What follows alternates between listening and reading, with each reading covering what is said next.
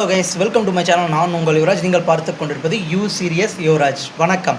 நம்ம இந்த சேனலில் பார்க்க போகிறோம். இனிமேல் அடுத்த ஃபஸ்ட்டு தலைப்புச் செய்திகளை பற்றி தான் பார்க்க போகிறோம். தமிழ்நாட்டில் இருந்து முக்கியமான விஷயங்களை பற்றி தான் நம்ம சேனல் டிஸ்கஸ் பண்ணுறோம். நம்ம சேனலில் போடுற வீடியோவை கடைசி வரைக்கும் பார்த்தீங்கன்னா தான் இன்றைக்கி நடந்த முக்கியமான நிகழ்வுகளோடு கண்டிப்பாக நான் டெய்லியுமே போடுவேங்க. ஒரு நாளைக்கு 10 ஷார்ட்ஸ்லேருந்து 20 ஷார்ட்ஸ் வரைக்கும் போடுவேன். இப்போ நான் வீடியோ மேக் பண்ணிட்டு இருக்கேன். ஃபஸ்ட்டு நியூஸ் எதை பற்றி பார்க்க போகிறோம்னா, ஜனநாயக விரோதமான தொகுதி மறுவரையறை செய்வதை மத்திய அரசு கைவிட வேண்டும்.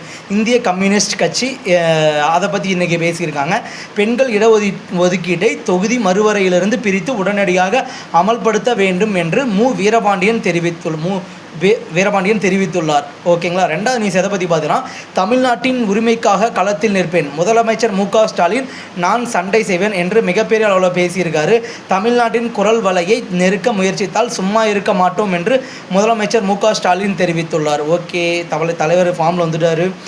புனித தலங்களை தூய்மையாகவும் அழகாகவும் வைத்திருப்பது முக்கியம். பிரதமர் மோடி பேச்சு. தேவபூமி பகுதியில் பிளாஸ்டிக் பாட்டில்களை மற்றும் குப்பைகளை குவிப்பது அதன் புனித தன்மைக்கு தீங்கு ஏற்படுத்தும் என்று பிரதமர் மோடி அவர்கள் பேசியிருக்கிறது மிகப்பெரிய அளவில் பார்க்கப்படுது. பெண்களுக்கான இடஒதுக்கீடு மசோதாவை முடக்க சதி செய்யும் திமுக எல் முருகன் கண்டனம். ஆணாதிக்கம் மிகுந்த திமுக எனும் குடும்ப கட்சிக்கு பெண் விடுதலை எட்டிக்காயாக கசக்கத்தானே செய்யும் என்று மத்திய மந்திரி எல் முருகன் தெரிவித்துள்ளார். ஓகே, அஞ்சாவது நியூஸ் எதை பற்றி பார்க்க போகிறோன்னா, தாயாரின் இறுதிச் சடங்கில் கலந்து கொள்ள சவுக்கு சங்கருக்கு பரோல். சென்னை புழல் சிறையில் சவுக்கு சங்கர் அடைக்கப்பட்டுள்ளார். ஓகேங்க, ஒரு வேதனையான ஒரு விஷயம். சத்தீஸ்கர் அனல் மின் நிலையத்தில் வெடி விபத்து. 9 பேர் பலி, 35 பேர் படுகாயம். அவசரகால பொறுப்புக்குழுக்கள் மற்றும் உள்ளூர் நிர்வாக அதிகாரிகள் சம்பவ பகுதிக்கு விரைவாக சென்று மீட்பு மற்றும் நிவாரண பணிகளில் ஈடுபட்டு வருகின்றனர். அடுத்ததாக எந்த நியூஸை பற்றி பார்க்க போகிறோம்னா, யானையை வேட்டையாடி இறைச்சியை விற்ற 5 பேர் கைது. வனத்துறையினர் நடவடிக்கை. பல வருஷங்களுக்கு வீரப்பன் செத்ததுக்கு அப்புறமேட்டுமே இந்த மாதிரியான யானை வேட்டையை பண்ணுறதெல்லாம் வராதுன்னு நினச்சிட்டு இருந்தா, இப்போ இவருங்க புதுசாக வந்திருக்காங்க. இதுவும் நான் எங்கள் ஆர்டிஎம்டி பக்கத்தில் இருக்க சேலம் மாவட்டத்தில் நடந்திருக்கு. சேலம் அருகே மானை வேட்டையாடி இறைச்சி விற்ற 5 பேரை வனத்துறையினர் கைது செய்தனர். மன்னிச்சுக்கோங்க, யானைன்னு சொல்லிட்டேன், மானை. திருச்சி வழியாக செல்லும் எக்ஸ்பிரஸ் ரயில்களின் சேவைகளில் மாற்றம். பொறியியல் பணிகள் நடைபெறுவதால் பின்வரும் ரயில்களின் சேவைகள் மாற்றங்கள் செய்யப்பட்டு உள்ளன. அமெரிக்கா இஸ்ரேல் தாக்குதல். 5 அரபு நாடுகளிடம் இழப்பீடு கேட்கும் ஈரான். சவுதி அரேபியா, கத்தார் உள்ளிட்ட 5 நாடுகளும் ஈரானுக்கு எதிராக தாக்குதல் நடத்துவதற்கு அவற்றின் தளங்களை பயன்படுத்த அனுமதித்தன என ஈரான் கூறுகிறது.